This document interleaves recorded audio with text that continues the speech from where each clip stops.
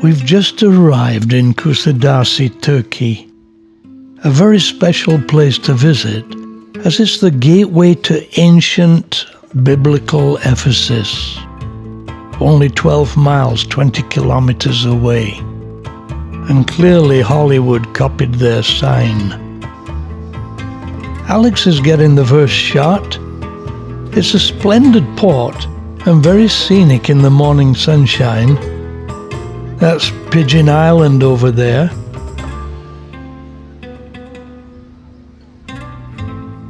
Kusadasi means Bird Island, and it's a relaxing place to visit.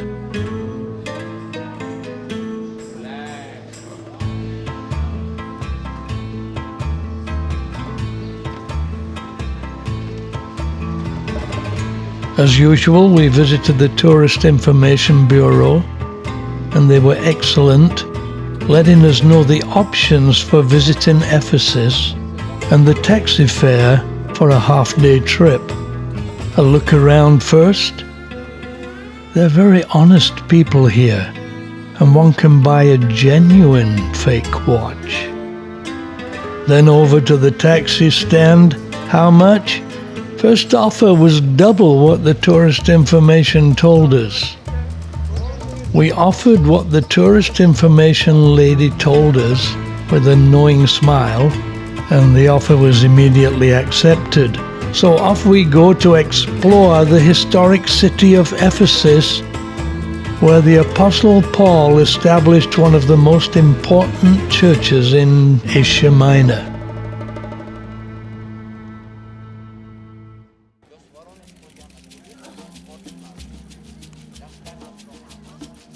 It's about 30 minutes drive to the ruins of ancient Ephesus. Our taxi driver didn't drop us at the main entrance, but the second entrance.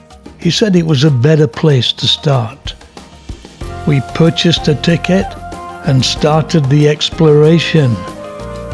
Ephesus was an ancient Greek city in Asia Minor, now Turkey, built in the 10th century BC by Greek colonists. The first place we encountered was one of the marketplaces called the State Agora, one of two commercial areas, and where people would also gather to discuss political subjects. It was open to the public, and it's recorded that women and slaves were permitted to attend the meetings here. Similar in some ways to a Roman forum, except it was mainly used for commercial purposes. In the Roman period, it was actually converted into a forum. An agora means an open space, and it was from this Greek word that the word agoraphobia, meaning a fear of open spaces or crowds, was derived. Figs growing wild.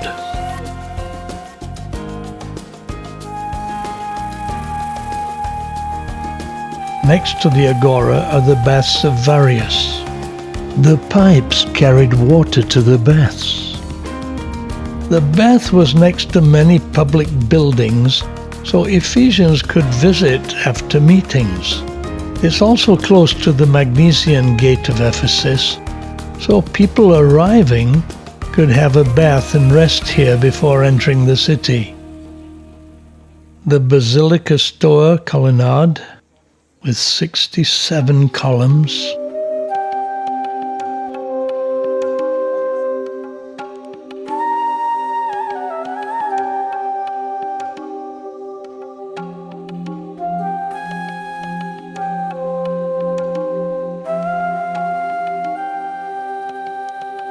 The Odeon, or Bouleuterion, was built by Romans.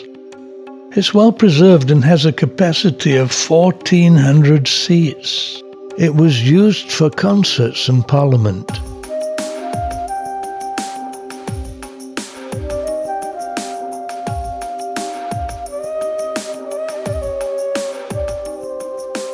There were vaulted gates leading to the seating areas.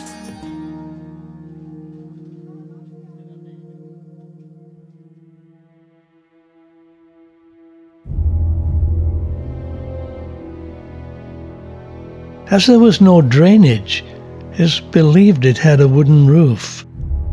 It was built around AD 100. Even today, some events are organized here. I love historic sites like this, as they stimulate the imagination. Just imagine 1,400 people here enjoying a concert.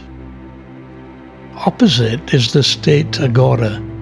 It's certainly a spectacular sight. How important was Ephesus in the world at that time? For many years during the Roman period, it was considered the second largest populated area of the Roman Empire, the largest being Rome. In the 1st century BC, it had a population of more than 250,000, making it the second largest city in the known world. Not only that, but at that time it was a port right on the Aegean Sea. As I survey the ruins, I'm beginning to realize that in its day, this was what London, New York, and Hong Kong are today.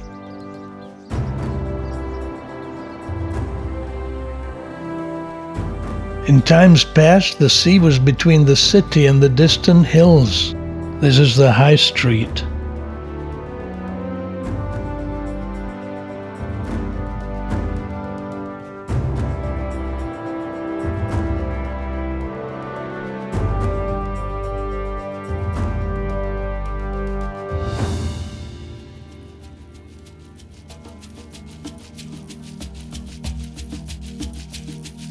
The Memnuis monument, erected by the Ephesians because Memnuis saved Ephesus from an invasion, amazingly still standing.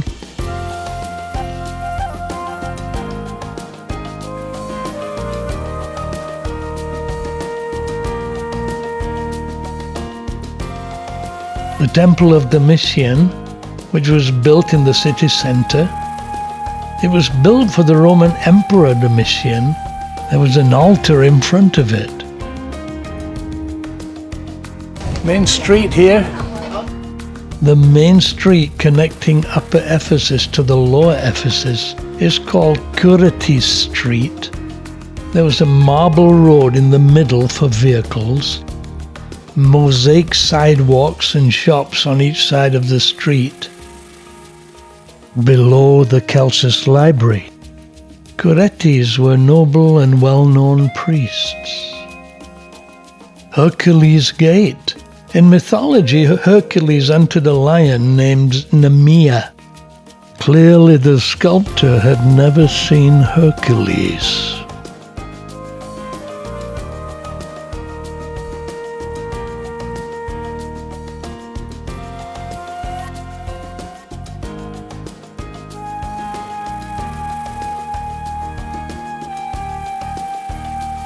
Trajan's Fountain, the only fountain in Ephesus.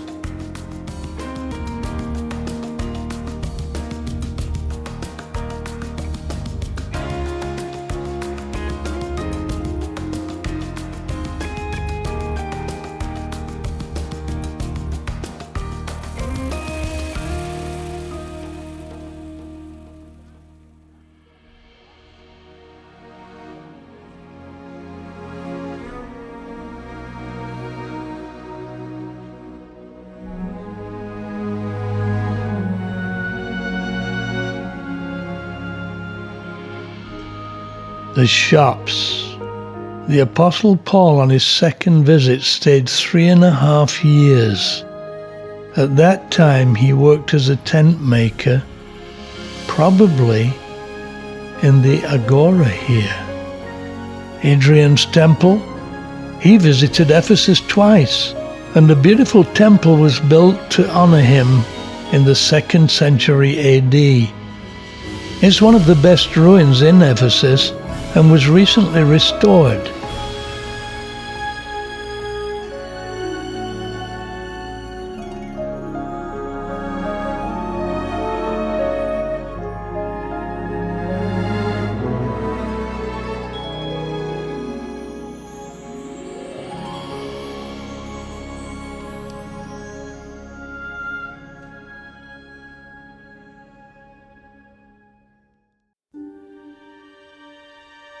Great care has been taken to preserve the ruins of Ephesus, and also to allow the visitor to have insight into life here in times past. After the discovery of the hillside houses, a large structure was built over them in 1999 to protect them. Walkways have been set up to enable visitors to literally walk among the ruins on special glass floors constructed for the purpose that both preserves the ruins from damage and allows us to see close up these extraordinary relics. Their restoration is known as the world's biggest jigsaw puzzle, and reminded me of the similar restoration work done when Angkor Wat was restored. The size of these houses is astounding. They've done a remarkable job, and it was a great pleasure to walk around and soak in the ancient history of the place. After all, this is not recent history. It dates back as far as the 1st century AD. The floor mosaics and wall frescoes have survived. So this is what they did before wallpaper.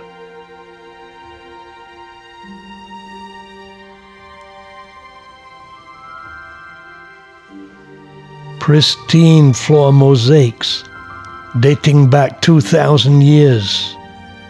Not painted, each tile a different color.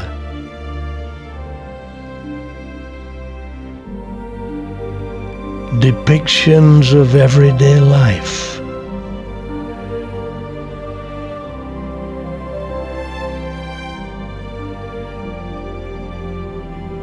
And while some places have survived better than others, it's nevertheless fascinating, and the work still continues. The mind certainly being in imagination mode. Roman emperors walked here, and certainly the apostles Paul and John, and Mary, the mother of Jesus.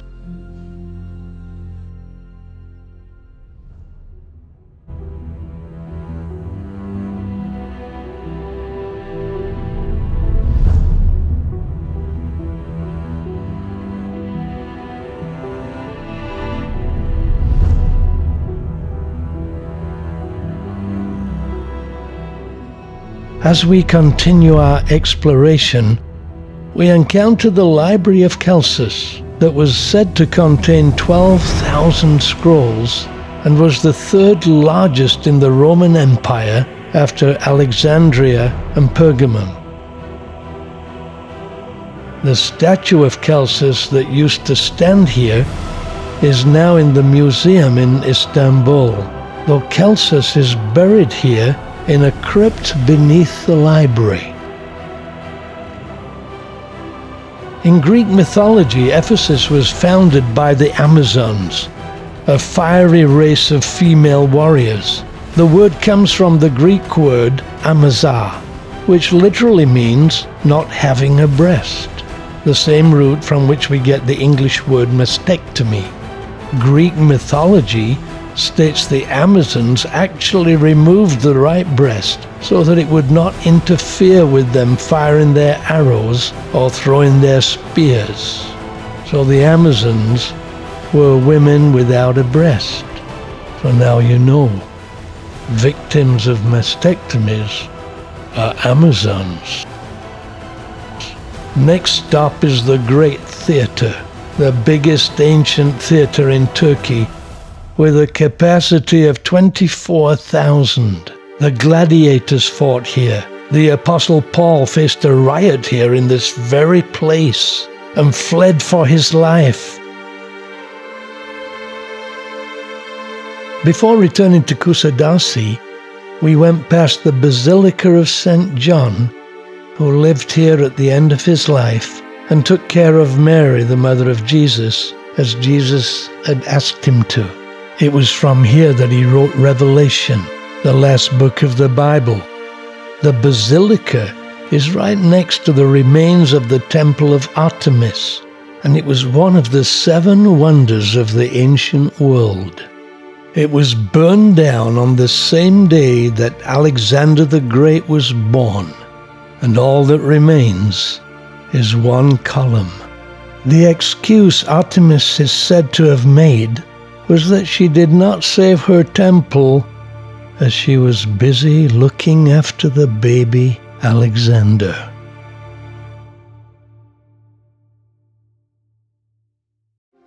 So we arrived back in Kusadasi and still had time to look around the town. Rome made this their provincial capital in the early years of Christianity, and as trade increased, the port was refounded and named Scala Nova, meaning new port. Today it's a pretty little town that benefits from visitors coming here to visit Ephesus or arriving by cruise ship. Indeed, it was a pleasure to visit, and the people here were friendly and helpful. The port's still a hive of activity, with many fishing boats both for commercial use and tourists.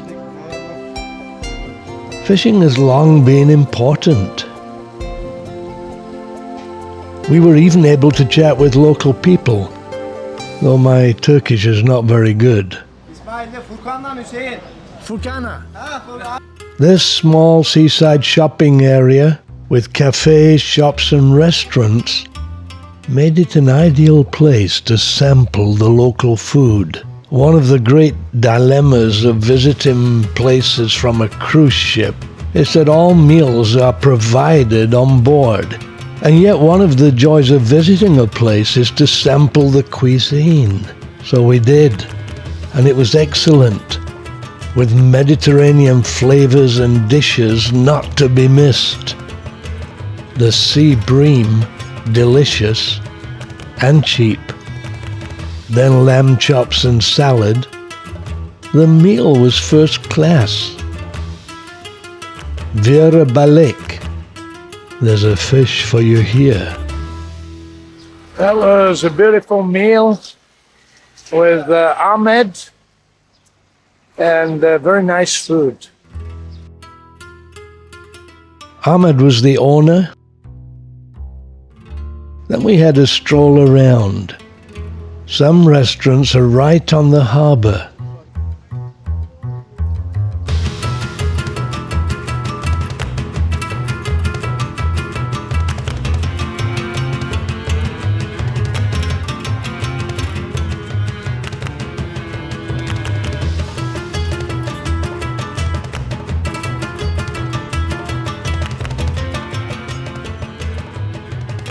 Pigeon Island opposite is a must place to visit,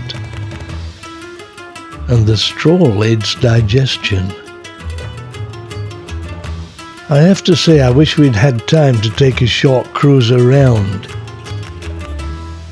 It was a relaxing place to stroll.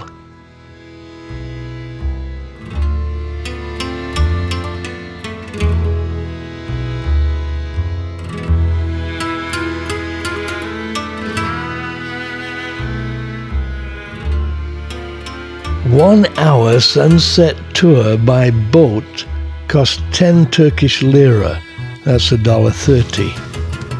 They have an all-day tour that costs $25 that includes lunch and stops in 3 bays.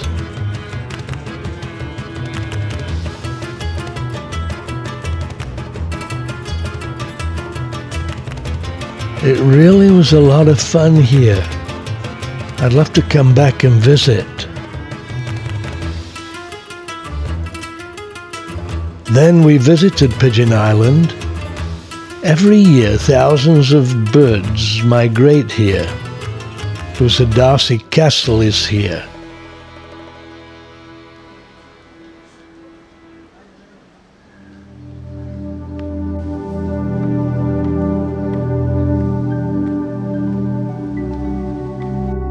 Couples come here to get their wedding pics. So we got to congratulate this happy and attractive couple.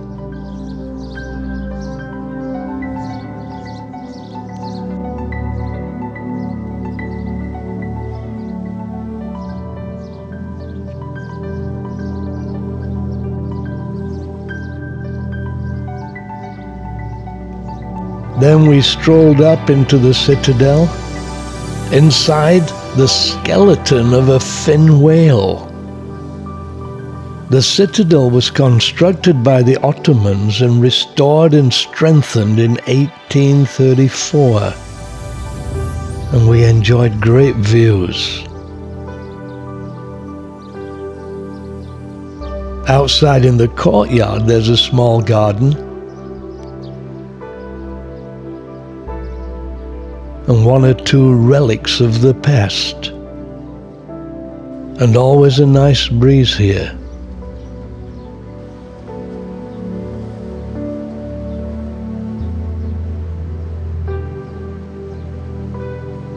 It was now time to stroll back to the ship after a very interesting day. Cruises have enabled thousands of people to be able to travel and see the world without the hassle of numerous flights and hotel bookings, etc. As we left, we had 1,000 things to talk about.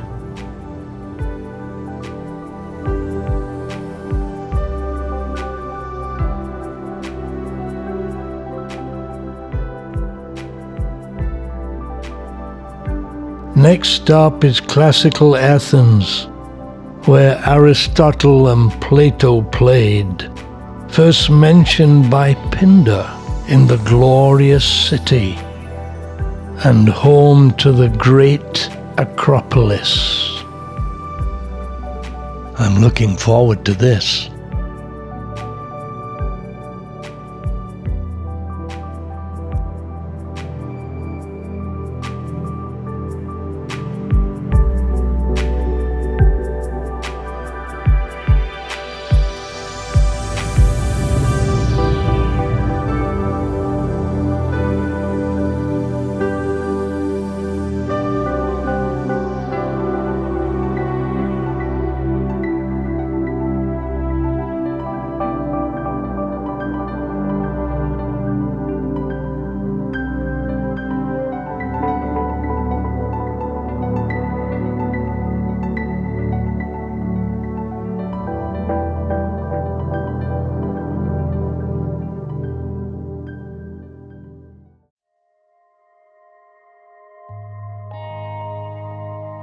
Next morning we arrived in the Greek port of Piraeus and were greeted by another magnificent Mediterranean day.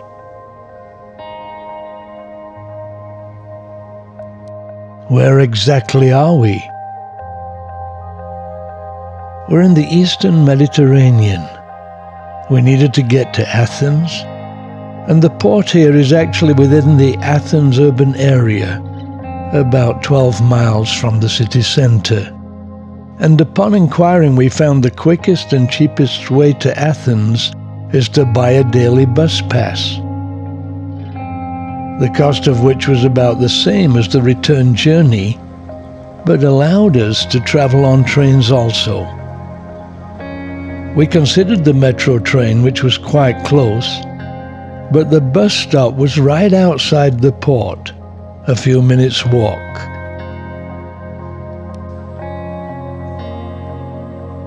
We didn't take the sights of Athens open-top bus. It was the regular bus.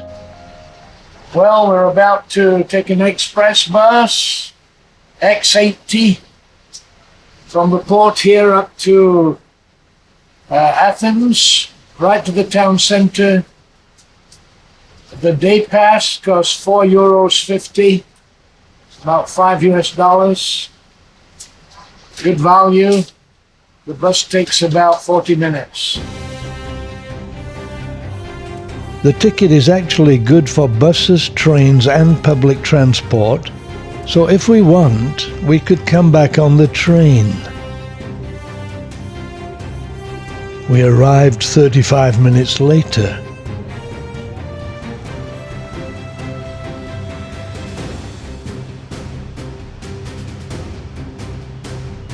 We then needed to take the metro train to the Acropolis station.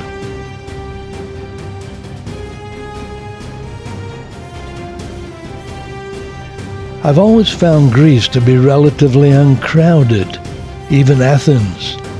My comment to Alex was, "There's not many people around." It was certainly a thrill to look up and see the iconic Parthenon for the first time.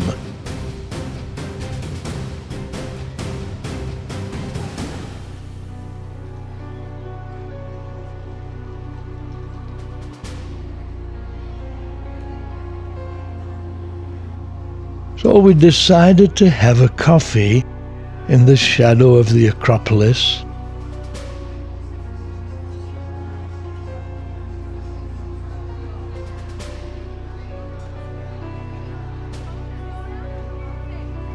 Then it was time to ascend the hill and see the ancient ruins.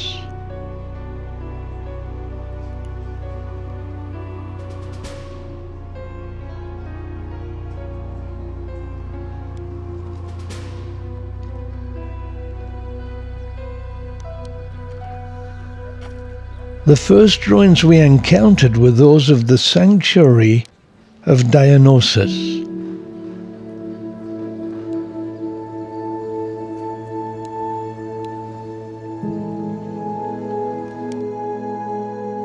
Which contained the theatre of Dionysus, an amphitheatre.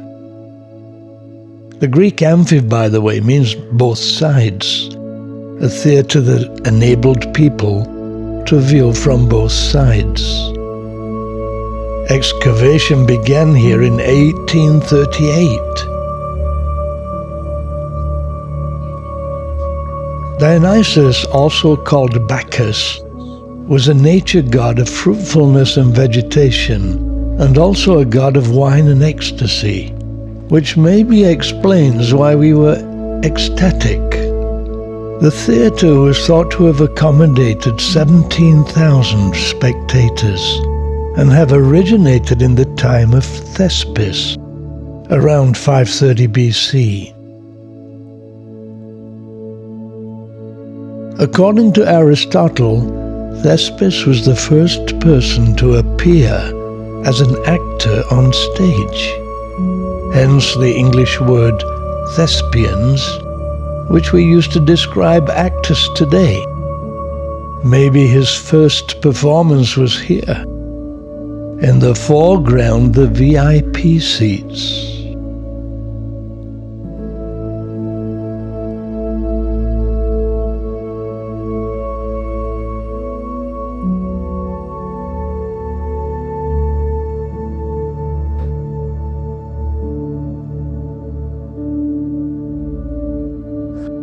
We then walked through the Stoa of Eumenes, which was a covered gallery connecting the theatre of Dionysus with the Odeon of Herodes Atticus, which was donated to the city of Athens by Eumenes II, the king of Pergamum.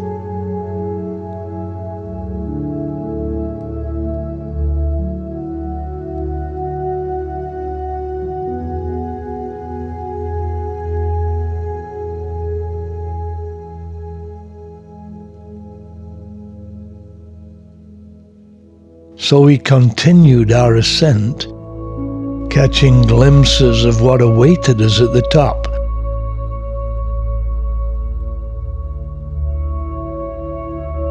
The next location was the Odeon of Herodes, which is much smaller than the theatre of Dionysus, but actually much better preserved. Odeon in Greek, meaning a place of singing, and nowadays concerts are still held here. Originally, it was thought to have a wooden roof for acoustic purposes. The semicircular area in front of the stage was known as the orchestra, from the Greek for dance. And the chorus would have danced here. Chorus in both Greek and Latin means a round dance, where dancers and singers would back up the actors in song and choreographed dance. It held about 5,000 spectators. Next stop, the legendary, iconic Parthenon.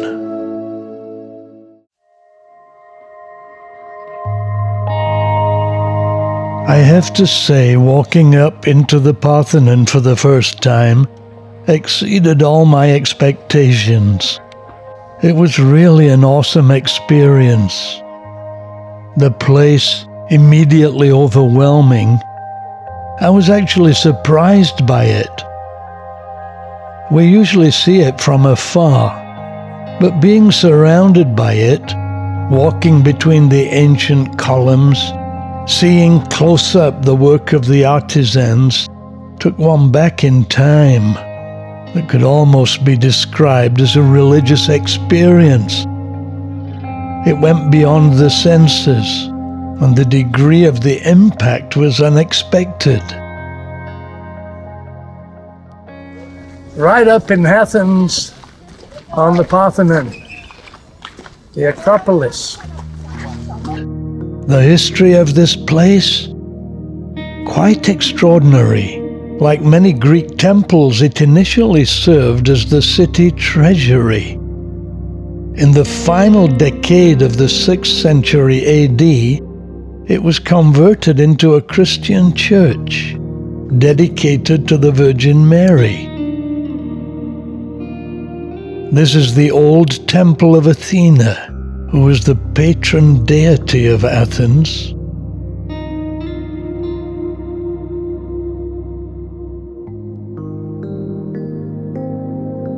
This old temple of Athena is adjacent to the Parthenon,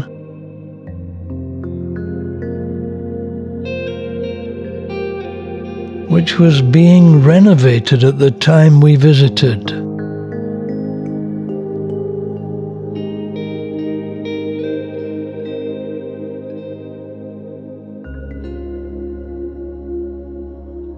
The Acropolis afforded great views of the sanctuary of Dionysus and the theatres below.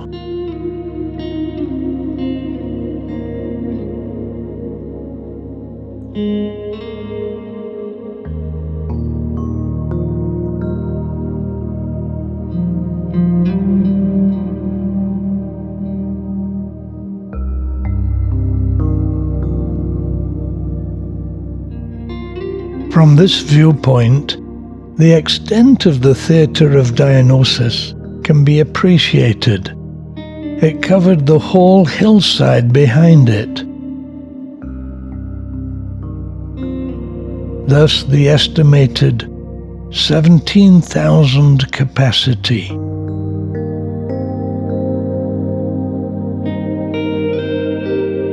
As a result of the Ottoman conquest, the Parthenon was turned into a mosque in the early 1460s. Then in 1687, an Ottoman ammunition dump that was actually put inside the building was ignited by a Venetian bombardment during their siege of the Acropolis. This explosion severely damaged the Parthenon and its sculptures, especially the central portion.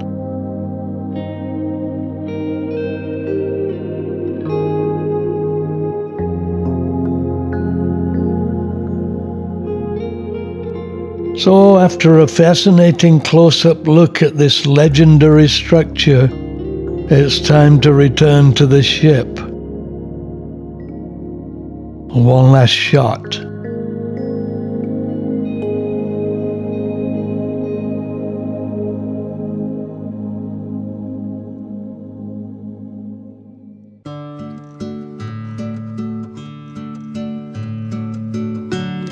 So we used our day ticket to get the metro to the bus.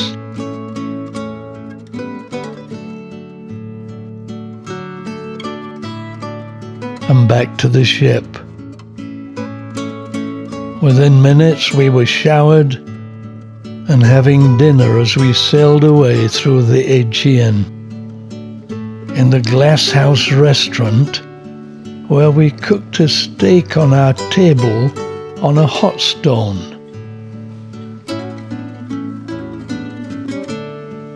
and enjoyed a typical Aegean sunset sailing through the Greek islands. And even as I edit the film, I feel nostalgic. What an experience. Where next? The Greek island of Zakinthos. They called it the flower of the Levant, the ancient name for the Eastern Med, where Ulysses conquered and about which Homer wrote.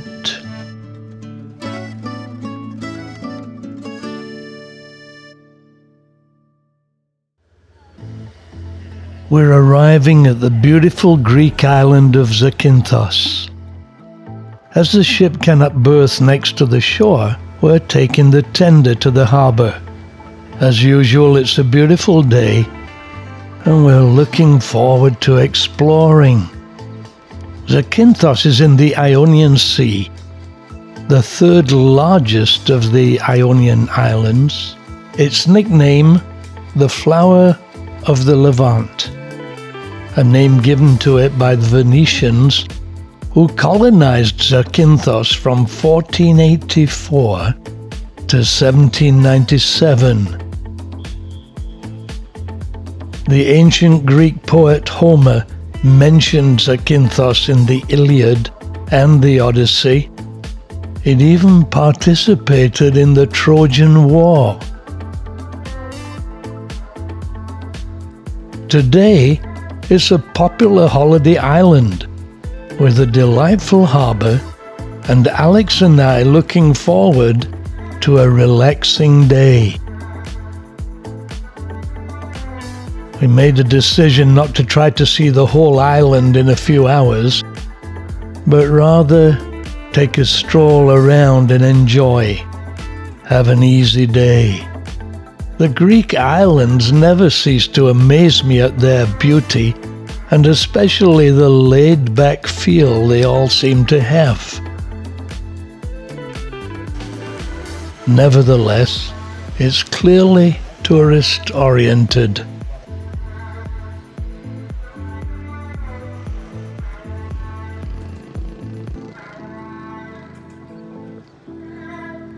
The first place we encounter is the Salamis Square and the Greek Orthodox Church, originally constructed in 1561 on a small islet connected to the town by a bridge. But gradually the islet became connected to the town.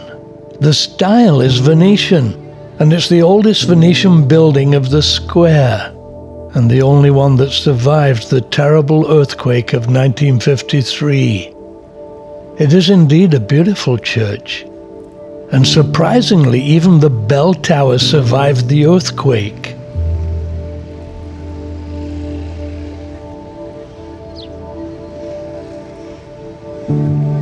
The statue is of Salamis, Greek poet, after whom the square is named, and the author of the poem Hymn to Freedom, which in 1864 became the Greek national anthem.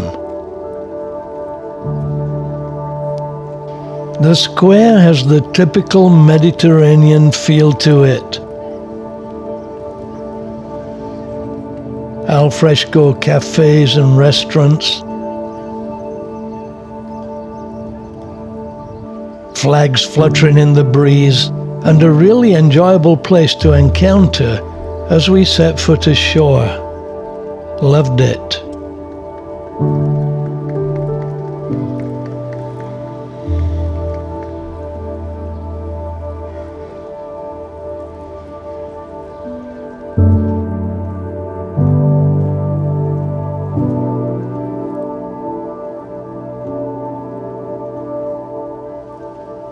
Nice tourist shops to browse.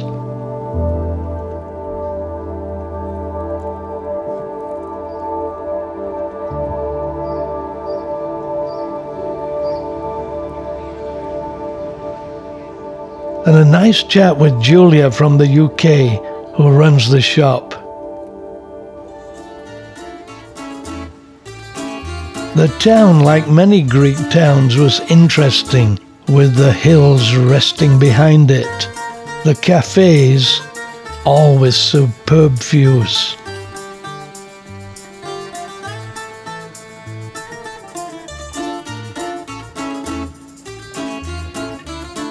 We strolled around the harbour front, enjoying the cool breeze and warm sunshine.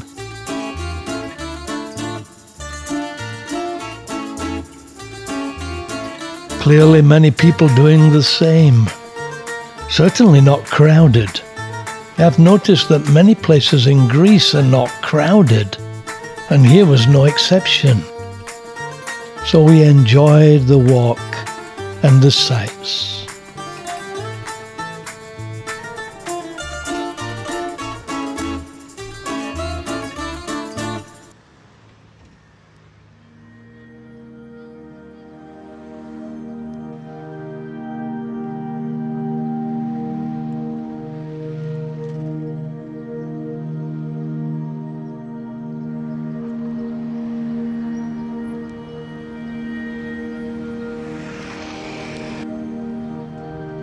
The Levant is the old name given to the Eastern Med.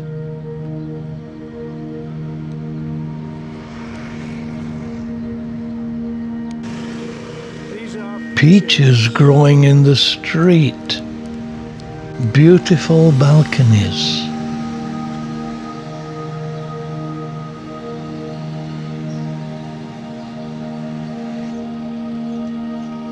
The Church of the Virgin Mary.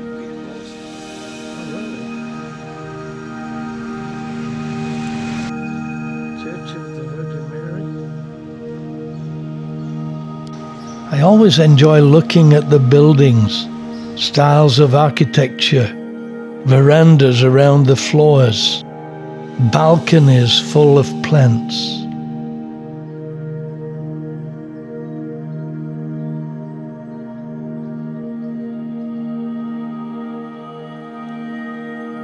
We then decided to take a look at the Greek Orthodox Church.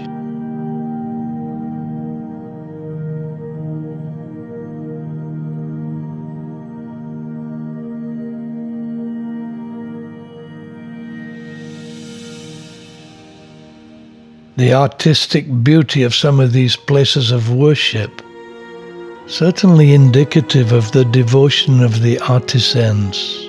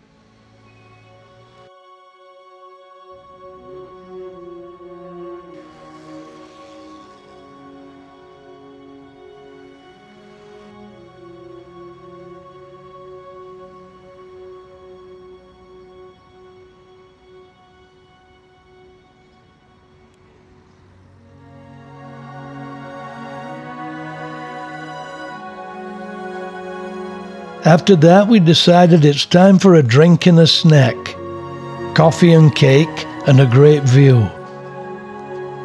We're simply relaxing and enjoying the historic Greek island in the Mediterranean sunshine.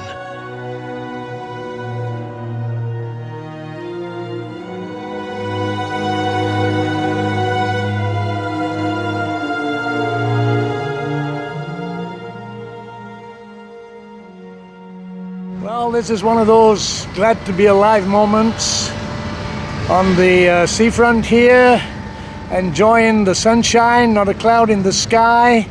We'll be leaving in about 2 hours, so we're taking a quiet stroll back to the ship.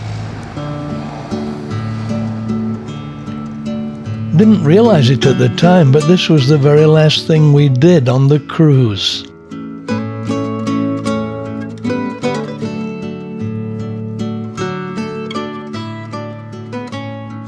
I thoroughly enjoy these cruises, and to be able to have Alex along was special.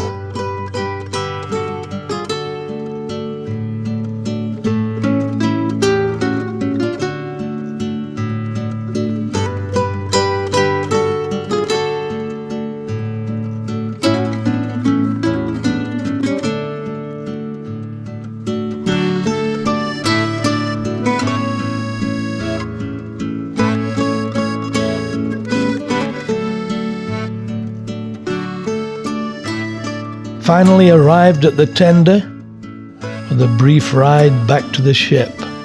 Our Mediterranean odyssey at an end.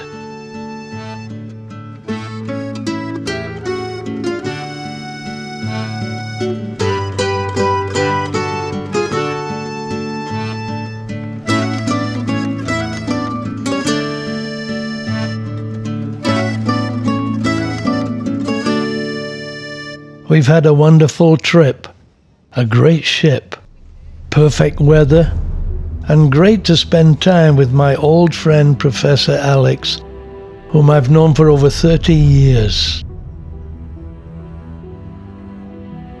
We now will sail back to Corfu with memories of Crete, Athens, Ephesus, Santorini, and Zakinthos. What a trip.